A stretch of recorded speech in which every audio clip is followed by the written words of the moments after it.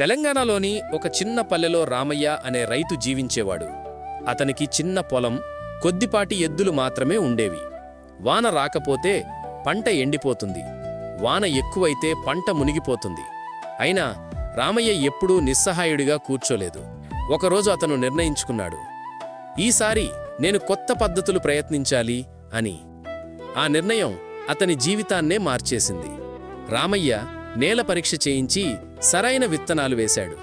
సహజ పద్ధతిలో ఎరువులు వాడటం మొదలుపెట్టాడు. నీటిని వృధా కాకుండా డ్రిప్ ఇరిగేషన్ కూడా పెట్టాడు. ఆ పంట ఇతర రైతుల కంటే రెట్టింపు దిగుబడి ఇచ్చింది. అక్కడితో ఆగిపోలేదు. తన పంటను మధ్యవర్తులకే కాకుండా నేరుగా మార్కెట్కి అమ్మడం మొదలుపెట్టాడు. మిగతా రైతులకు కూడా అదే మార్గం చూపించాడు. మనమందరం కలిసి అమ్మితే లాభం అందరికీ వస్తుంది అని వారిని ప్రోత్సహించాడు.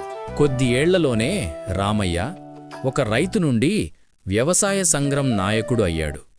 తన ఊర్లోనే కూలింగ్ స్టోరేజ్ ఏర్పాటు చేసి రైతుల పంటను నిల్వ చేశాడు. చివరికి ప్రభుత్వంతో కలిసి ఒక ఆర్గానిక్ ఫుడ్ కంపెనీ కూడా స్థాపించాడు. కిందస్థాయి రైతు కష్టపడి నేర్చుకున్న జ్ఞానంతో ఇతరులను పైకి తీసుకెళ్లిన నాయకుడిగా మారాడు. ఊరిలో ఆయనను రైతు అన్నా అని గౌరవంగా